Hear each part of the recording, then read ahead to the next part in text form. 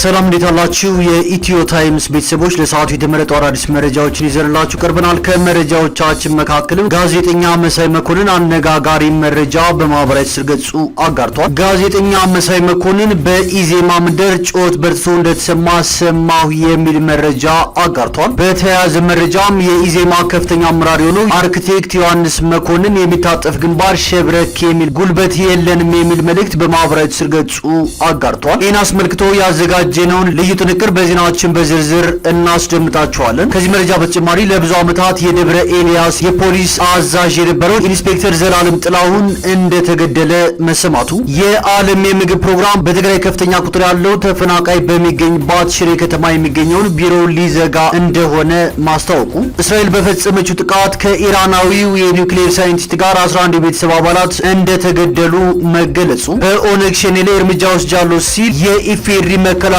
ሰራዊት መግለጫ ማውጣቱን፣ በጎጃም የአዲስ አለማየሁ 7ኛ ክፍለ ጦር በደፈጣ ጥቃት 4 የአገዛዙን ኃይል እንደገደለ መግለጹን፣ ለ7 ተከታታይ ቀናት በወህኒ ቤት የከረሙት የኔታ ይባቤ ከእስር እንደተፈቱ መገለጹ፣ እንዲሁም የአሜሪካ የስለላ ድርጅት የኒውክሌር መርሃ ግብርን ወደ ነበረበት ለመመለስ ዓመታት እንደሚወስድ መግለጹንና ሌሎችን በዝርዝር የምንመለከታቸው መረጃዎች አካተናል። ቻናላችንን ሰብስክራይብ በማድረግ የደወል ምልክቷን በመጫንና መረጃውም ለብዙዎች እንዲዳረስ ላይክ በማድረግ እስከ መጨረሻው አብራችሁን ቆዩ።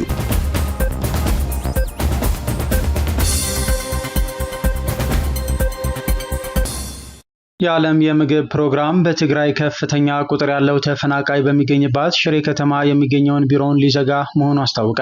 የመንግስታቱ ድርጅት የዓለም የምግብ ፕሮግራም በሰሜን ምዕራብ ትግራይ በምትገኘው የሽሬ ከተማ የሚገኘውን ቢሮውን በሰኔ ወር መጨረሻ እንደሚዘጋ አስታወቀ።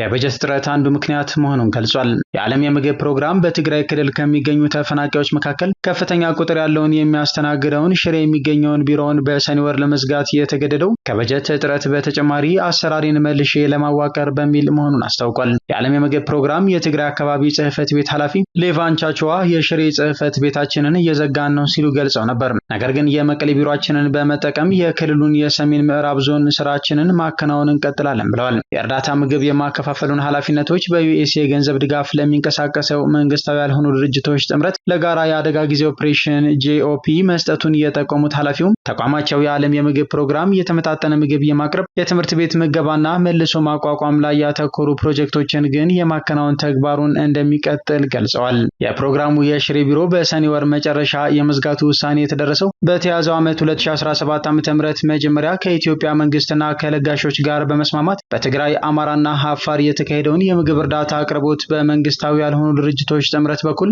እንዲከወን መደረሱን ተከትሎ ነው ሲሉ የዓለም የምግብ ፕሮግራም ኢትዮጵያ ቃል አቀባይ ክሌር ኔቪል ተናግረዋል። በሰሜን ኢትዮጵያ ጦርነት ከመካሄዱ ከ2013 ዓ.ም በፊት የሰብአዊ እርዳታ አቅርቦቶች ይከናወኑ የነበረው በመንግስታዊ ያልሆኑ ድርጅቶች ጥምረት በኩል መሆኑን ያስታወሱት ቃል አቀባዩ የዓለም የምግብ ፕሮግራም ሰፊ የሎጂስቲክስ አቅምና የአደጋ ጊዜ እውቀት ያላቸው ባለሙያዎች ስላሉት በወቅቱ ከ2014 ዓ.ም ጀምሮ የስራውን ሸክም ተቀብሎ ሲሰራ ነበር ብለዋል።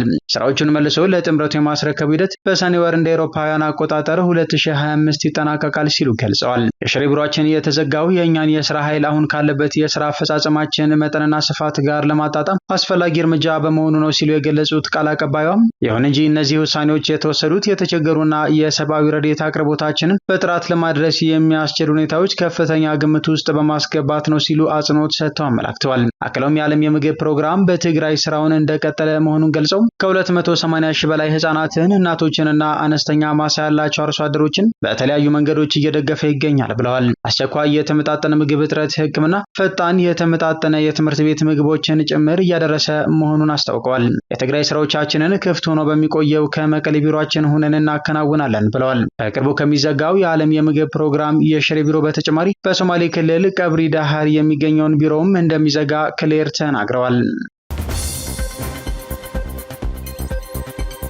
ኮሩ መንግስት በአሸባሪነት በፈረጀውና ሸኔ ብሎ በሚጠራው ቡድን ላይ እርምጃ እየወሰደ እንደሚገኝ ተገለጸ። የስድስተኛ እዝ ኮር ባደረገው የግዳጅ ስምሪት በርካታ የቡድኑን አባላት ሲደመስስ የጦር መሳሪያ በቁጥጥር ስር መዋሉን የኮሩ ምክትል አዛዥ ለኦፕሬሽናል ኮሎኔል ጌትዬ ዘውዱ ገልጸዋል። በምዕራብ ሸዋ ዞን በግንደበረትና በአቡነ ግንደበረት ወረዳ በዳሳ ጭምዶ፣ ጎሮ ጃለቲና ጎሮ አባ ሰንበት ቀበሌዎች ተሰማርቶ ግዳጁን በላቀ ቁርጠኝነት እየፈጸመ የሚገኘው ኮር መንግስት በአሸባሪነት በፈረጀውና ሸኔ ብሎ በሚጠራው ቡድን ላይ በወሰደው እርምጃ 11 የቡድኑ አባላት ሲደመሰሱ የቡድኑ አባላትን ጨምሮ ክላሽ፣ የክላሽ ካዝና፣ የወገብ ትጥቅና የክላሽ ጥይት መማረክ መቻሉን አስረድተዋል። በደብረ ማርቆስ ከተማ ሙሉ ሆቴል አካባቢ ፋኖች በሰሩት ኦፕሬሽን ኢንስፔክተር ዘላለም ጥላሁን መገደሉ ተሰማ። ኢንስፔክተር ዘላለም ለብዙ ዓመታት የደብረ ኤልያስ የፖሊስ አዛዥ ሆኖ የቆየ ነው ተብሏል። አሁን ላይም የምስራቅ ጎጃም ዞን የፖሊስ ደህንነት በመሆን ሲሰራ እንደነበር የተገለጸ ሲሆን በዛሬው ዕለት ማለትም ሰኔ 19 ቀን 2017 ዓ.ም ከረፋዱ 5 ሰዓት ገደማ በደብረ ማርቆስ ከተማ ሙሉ ሆቴል አካባቢ ፋኖ በሰራው ኦፕሬሽን እርምጃ እንደተወሰደበትና ሕይወቱ ማለፉ ተገልጿል። መረጃውን ያጋራው የ6ኛ ክፍለ ጦር ቃል አቀባይ ፋኖ ዘመን ባሳዘነው እንደሆነም ተመላክቷል። በተያያዘ መረጃ የአዲስ ዓለማየሁ 7ኛ ክፍለ ጦር ደጃዝማች ተድላ ጓሎ ብርጌድ ማዕበል ልዩ ተወርዋሪ ኃይል ሻፎ ማርያም በተባለ ቦታ በወሰደው የደፈጣ ጥቃት 4 የአገዛዙ ሰራዊት አባላት ሲገደሉ 5ቱ ደግሞ ቁስለኛ ሆኗል ተብሏል። በሌላ ዜና አብራጂት ብርጌድ ጎንደልሜት ላይ ባደረገው ውጊያ 3 የመንግስት ኃይሎች መገደላቸውም ተነግሯል። ለ7 ቀናት በወህኒ ቤት የከረሙት የኔታ ይባቢ ከወህኒ ቤት መፈታታቸውና በዚህ ሰዓት በባህር ዳር ቅዱስ ጊዮርጊስ በመንበረ ጵጵስናው እንዳሉ ተነግሯል። በዛሬው ዕለት ከእስር ተለቀው ወደ ጉባኤ ቤታቸው ማምራታቸው ነው የተመላከተው። ዮሐንስ መኮንን የሚታጠፍ ግንባር ሽብርክ የሚል ጉልበት የለንም በሚል ርዕስ በማህበራዊ ትስስር ገጹ ላይ መልእክት አስተላልፏል። በ1960ዎቹ የሀገራችን ዘመናዊ ፖለቲካ ሲጠነሰስ ኬሹና ብቅሉን የወሰደው ከግራ ዘመሙ የሶሻሊስት ርዕዮተ ዓለም በመሆኑ የሁሉም ነገር ማንጸሪያው ተቃርኖ ነው ያለው ዮሐንስ፣ ይህም ማለት በአንድ ሀገር ውስጥ ያሉ ፍላጎቶችና አስተሳሰቦች ገዢም ሆነ ተገዢ የፖለቲካ ኃይሎች እሳትና ጭድ፣ ዓይንና ናጫም፣ ርኩስና ቅዱስ ናቸው። ለፉክክርና ለመጠፋፋት እንጂ ለትብብርና አብሮ ለመራመድ ቅንጣት ፍላጎትም ሆነ ትዕግስት የለውም ብሏል። በኢትዮጵያ ሰማይ ስር ባለፉት 7 የለውጥ ዓመታት ከአፍ እስከ ገደፉ ሞልቶ ሲገነፍል የምናየው የጥላቻ መርዝ አንደኛው ምንጩ ይኸው ብልሹ የፖለቲካ ባህል እንደሆነ ብዙዎቻችን እንገነዘባለን ያለ ሲሆን በአሁኑ ወቅትም ሀገር ምድሩን ተቆጣጥሮት የምናየው በግድያ፣ በእገታ፣ በስድብና በጥላቻ የተዘፈቀው ፖለቲካም በአሮጌዎቹና በተራማጅ አዲስ አስተሳሰብ ወራሽ ኃይሎች መካከል ያለ ትንቅንቅ ነጸብራቅ ነው ብሏል። ዮሐንስ መኮንን አክሎ እንደሚገልጸው ለዚህ ደግሞ ማሳያው በውድም ሆነ በግድ ፍላጎቴን በሀገርና በህዝብ ላይ ጭናለሁ የሚለው ግብዝ ኃይል ነፍጥ ተሸክሞ ያላሳካውን ዓላማ እንደ ስራ ፈት ባልቴት እግሩን ዘርግቶ ማህበራዊ ሚዲያ ላይ ተጥሎ ከኔ የተለየ ሀሳብ አላቸው የሚላቸውን ሁሉ በጠላትነት ፈርጆ ሲራገምና ሲያንቋሽሽ መዋልን ዋነኛው የትግል ስልት አድርጎ መውሰዱ ነው። የኢትዮጵያ ሰላምና መረጋጋት የዘላቂ ጥቅማቸው ስጋት አድርገው የሚመለከቱ የቅርብና የሩቅ ጠላቶች አይዞህ ባይነትና ጉርሻ ተጨምሮበት እነኚህ ኃይሎች የተጠናከረ የሚዲያ ዘመቻ ከፍተዋል ብሏል። ለዚህ ዘመቻቸው ማድመቂያም በአንድ ወቅት የህወሓት ዘረኛ ስርዓት አፋሻ ጎንባሽ የነበሩና ሀገራዊ የለውጥ ፍላጎቱ ገፍትሮ ከሃዲዱ ያወጣቸውን አረጊ ፖለቲከኞችን የቀዘቀዘና የለዘዘ አሉባልታን አሙቀው በማቅረብ ላይ ናቸው ያለ ሲሆን ይህም ብቻ አይደለም። ኢዜማን ከመሰሉ የእውቀትና የእውነት ስብስቦች የሀሳብ ትግሉን አልችልበት ብለው በለመዱት ጥቁርና ነጭ የተቃርኖ የጩኸት ፖለቲካ ቦታተውና ተበልጠው የተባረሩ ግሳንግሶችን ከየጠጅ ቤቱ እየሰበሰቡ የዩቲዩብ ጀግና አድርገው ያቀርቧቸዋል ብሏል። ቀጥሎም እንግሊዛዊው ጸሐፊ ተውኔት ሼክስፒር ዝነኛ በሆነው ሃምሌት ድርሰቱ እንደሚለው ጥያቄው መሆን ወይም አለመሆን ነው። ለሀገርና ለህዝብ ይጠቅማል ብለን የጀመርነውን አማራጭ መንገድ ባሉባልተኞች ስድብ ተሳቀን አቋርጠን እንውጣም ወይስ እስከ ቀራኔው ጥርሳችንን ነክሰን እንጓዝ? ምርጫችን መሆን ያለበት ሁለተኛው ነው ብሏል። የተጀመረው ሀገራዊ የለውጥ ፍላጎት ለሀገርና ለህዝብ የሚበጅ የዜግነት ፖለቲካ አሸናፊነት እስኪጠናቀቅ አንድም ኢትዮጵያዊ ወደኋላ ሳይቀር ማህበራዊ ፍትህ ሰፍኖ በእኩልነት እስክንራምድና ብዝሃነታችንን ተቀብሎ በወጉ የሚያስተናግደን ዴሞክራሲያዊ የፌዴራል ስርዓት በጽኑ መሰረት ላይ እስኪቆም ትግሉን ለመጋፈጥ ግንባራችንን ሳናጥፍና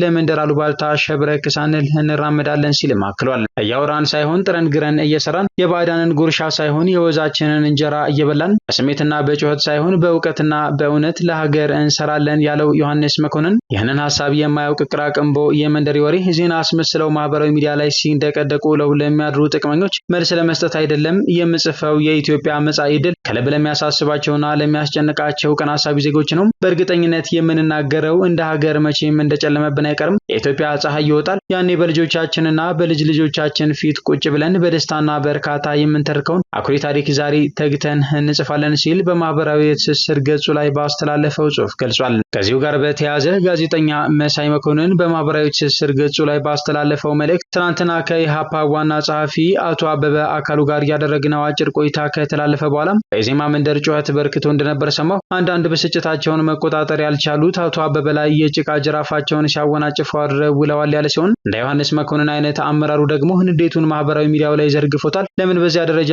ጫጫታን እንደፈጠረ አይገባኝም። ሰው በስሙ ሲጠራ ለምን ይናደዳል? ኢዜማን በልኩ የሚል መሪ ቃል ከሰሞኑ ይዘው ብቅ ብለዋል። ታዲያ በልካቸው ሲነገራቸው ምላሳቸውን ጎልጉለው የስድብና የዘለፋ ናዳ የሚያወርዱት ለምን ይሆን ሲል ጠይቋል። ጋዜጠኛ መሳይ መኮንን አክሎም ዮሐንስ እንደተማረ ሆኖ ለመታየት የሚያደርገው መፍጨርጨር ተራራን በዶማ የመናድ ያህል የሚያደክም ነው። ኢዜማ ነኝ እያልክ የምድራችን ቁጥር አንድ ዘረኛና ድንቁርናን ጌጥ ያደረገን ስርዓት ተደግፈህና ቆሎ እየተጎራረስክ አበበ አካሉ እንዳለው እንደ አዋቂና የተማረ ለመምሰል የሚደረግ ተራና ቀሽም ትወና ያስጠላል ብሏል። አክሎም የዮሐንስ ተደጋጋሚ ትችቶች የለገሰ ቱሉን የየዕለት ቀረርቶ ያስታውሰኛል ያለ ሲሆን እንደ ቋጥኝ የጠነከረ እንደ ንስር ከዳመና የሚያይ የሚለው የለገሰ ቱሉ ሽለላና ፉከራ በሌላ አገላለጹ የዮሐንስ መኮንን ሀተታ ይመስላል ብሏል። ደግነቱ ቁጭ ብሎ ጠብቆ በጉጉት የሚያዳምጠው ፕሮግራም ለጆሮ እያደረስንለት ስለሆነ ቢያንስ ባለውለታው እንደሆነን ይሰማኛል ያለው ጋዜጠኛ መሳይ መኮንን በብርሃን ፍጥነት ንዴቱን እንደወረደ ያካፍለን ዮሐንስ የሚዲያ ሚናችንን ለማንኳሰስ የሄደበት ርቀት ግምት ላይ የሚጥለው ነው። መልስ አልሰጥም እያልክ ለምን ትሰጥናለህ? አላዳምጣችሁም እያልክ ለምን ትኮመኩመናለህ? ቢያንስ ባታመሰግነን ዘለፋው ለምን አስፈለገ ብሏል። ጋዜጠኛ መሳይ መኮንን በዚህ ባስተላለፈው መልእክቱ ላይ እንደሚለው ለማንኛውም ስራችንን እንቀጥላለን። ነርቭ የሚያናጉ ብዙ ነገሮችን በእጃችን ይዘናል። የግርድና ካባችሁን አስወልቀን መለመላችሁን ራቁታችሁን ለህዝብ እናሳያለን ያለ ሲሆን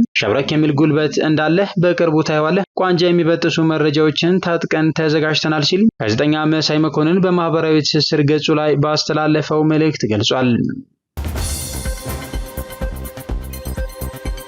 ከመስሪያ ቤቱ ወደ መኖሪያ ቤቱ ለማምራት ወደ መኪናው እያመራ ሳለ በፖሊሶች ተይዞ ሜክሲኮ ፌዴራል ፖሊስ የከረመው መምህር ደጀኔ ነጋሽ ፍርድ ቤቱ ትናንትና በዋለው ችሎት የውጭ ጉዞ እገዳ ጥሎበት በ50 ሺህ ብር ዋስትና ይፈታ ብሎ የነበረ ቢሆንም ቤተሰብ ዛሬ የዋስትናውን ብር ይዞ ለማስፈታት ሲሄድ ከሳሽ ፖሊስ ይግባኝ ስለጠየቁበት አይፈታም በማለት በእስር ላይ እንዳቆየው ተነግሯል።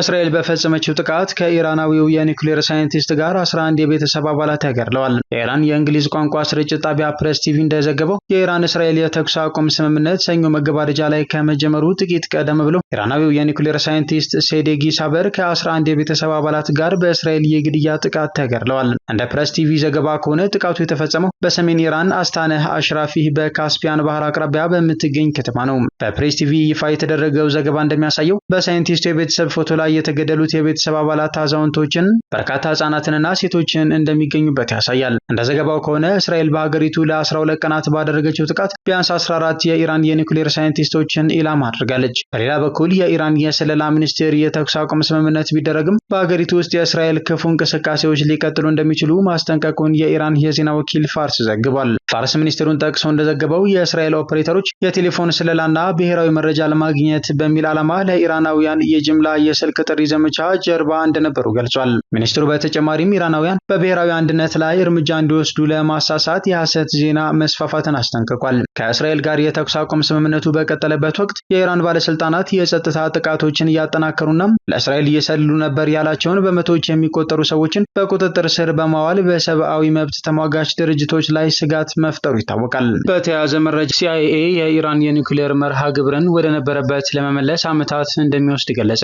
የአሜሪካ ፕሬዚደንት ዶናልድ ትራምፕ በኢራን የኒውክሌር መርሃ ግብር ላይ የተወሰዱ የአሜሪካ ጥቃቶች ተጽዕኖ ለማሳነስ እየሞከሩ ነው ሲሉ የመገናኛ ብዙሃን አውታሮች ወቅሰዋል። በአሜሪካ የሲአይኤ ዳይሬክተር ጆን ራትክሊፍ ኢራን የዩራኒየም ማበልጸጊያ ቦታዎች ላይ በአሜሪካ ጦር በተፈጸመባት ጥቃት ምክንያት ማበልጸጊያዎቹን ዳግም ለመገንባት ዓመታትን ሊፈጅባት ይችላል ሲሉ አስታውቀዋል። እንደ አውሮፓውያን አቆጣጠር ሰኔ 22 ቀን በአሜሪካ ቦምቦች ጥቃት የተፈጸመባቸው የኢራን የኒውክሌር የመሰረተ ልማት ተቋማት ማለትም ናታንዝ፣ ፎርዶ እና ኢስፋሃን ላይ የደረሰው ጉዳት ምን ያህል እንደሆነ ግን ዳይሬክተሩ እርግጠኛ አለመሆናቸውን ገልጸዋል። ራትክሊፍ በሰጡት መግለጫ ሲአይኤ ከታማኝ የመረጃ አካላት ባገኘው መረጃ መሰረት የኢራን የኒውክሌር መርሃ ግብር ላይ በቅርቡ በተደረጉ ጥቃቶች ከፍተኛ ጉዳት እንደደረሰ አረጋግጧል ብለዋል። የአሜሪካው ፕሬዚደንት ዶናልድ ትራምፕ እና የመከላከያ ሚኒስትር ፒግ ሄግሴት ጥቃቱ የኢራንን የኒውክሌር ጦር መሳሪያ የማምረት አቅምን ያጠፋ ነው ቢሉም የአሜሪካ ሚዲያዎች ጉዳቱ የተጋነነ ሊሆን እንደሚችል ዘግበዋል። የአሜሪካ መከላከያ ማዕከል ፔንታጎን የደህንነት ቅድመ ግምገማዎች ጥቃቱ ጥቃቱ የኢራንን የኒውክሌር መርሃ ግብር ዋና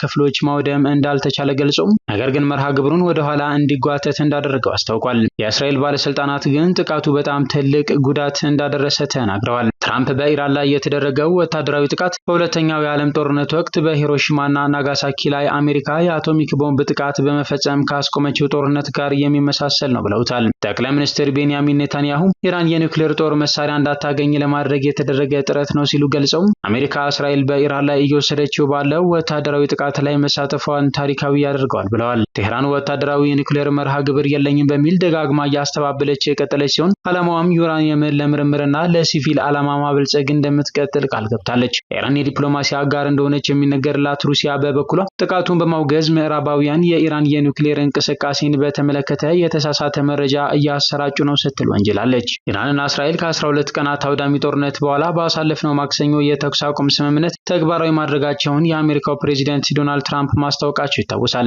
የዓለም የፖለቲካ አሰላለፍ ከጊዜ ወደ ጊዜ መልኩን እየቀያየረ የመጣ ሲሆን ቀጣይ ዕጣ ፈንታው ሶስተኛ የኒውክሌር የጦር መሳሪያ የሚጀመርበትን አንደምታ አመላካች ይመስላል። በተያያዘ መረጃ አያቶላህ አሊ ኻሜኒ ኢራን በእስራኤል ላይ ድል መቀዳጀቷን ተናገሩ። የኢራን ጠቅላይ መሪ አያቶላህ አሊ ኻሜኒ አሜሪካ በኢራንና በእስራኤል መካከል የተኩስ አቁም ስምምነት መደረሱን ካወጀች በኋላ የመጀመሪያ መልእክታቸውን አስተላልፈዋል። የኻሜኒ ንግግር በኤክስ ላይ በለጠፉት መልእክት የኢራን ሕዝብ በእስራኤል ላይ ላገኘው ድል እንኳን ደስ ያለህ ለማለት እወዳለሁ። በአስፈሪው የጽዮናዊ አገዛዝ ላይ ስላገኘነው ድል እንኳን ደስ አላችሁ ሲሉ ጽፈዋል። አያቶላህ አሊ ኻሜኒ በቴሌግራም አካውንታቸው በፋርሲ ቋንቋ ባስተላለፉት መልእክት ደግሞ በኢራን ብሔራዊ አንድነት አሞካሽተው ወደ 90 ሚሊዮን የሚጠጋ ሕዝብ በአንድ ድምፅ ትከሻ ለትከሻ የታጠቁ ኃይሎችን በመደገፍ በአንድነት ቆሟል ሲሉ ተደምጠዋል። የአሜሪካን የጦር ሰፈሮች መምታት በጣም ጥሩ ነገር ነው፣ እናም ወደፊት ሊደገም ይችላል ሲሉ ኻሜኒ አክለዋል። የኢራን ሕዝብ ልዩ ባህሪውን አሳይቷል፣ እናም አስፈላጊ ሆኖ ሲገኝ አንድ ድምፅ ከዚህ ሕዝብ እንደሚሰማ አሳይቷል ብለዋል። ወደፊት በኢራን ላይ የሚደረግ ማንኛውም ጥቃት ትልቅ ዋጋ ያስከፍላል። ኢራን ዋና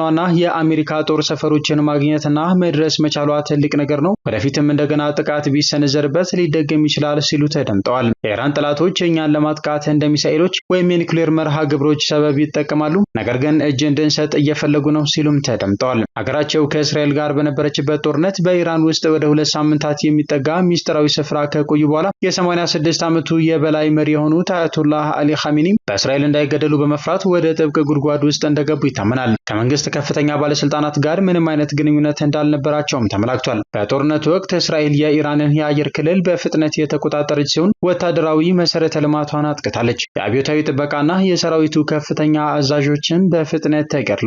በጦር ኃይሉ ላይ የደረሰው የጉዳት መጠን አሁንም ግልጽ ያልሆነና አከራካሪ ቢሆንም በሰራዊቱና በአብዮታዊ የጥበቃ ማዕከሎችና ተቋማት ላይ የሚደርሰው ተደጋጋሚ የቦምብ ጥቃት የኢራንን ወታደራዊ ኃይል በከፍተኛ ደረጃ ማሽቆልቆሉን ያሳያል። ወታደራዊ ኃይል ከፍተኛ መጠን ያለው የሀገር ሀብት ፈሰስ ሲደረግበት ቆይቷል። በ1989 ለመጀመሪያ ጊዜ መሪ የሆኑት አያቶላህ አሊ ኻሜኒ ኢራንን ከእስራኤልና ከአሜሪካ ጋር በፈጠረችው ውዝግብ ተጠቃሽ ሰው ተደርገው ይወሰዳሉ።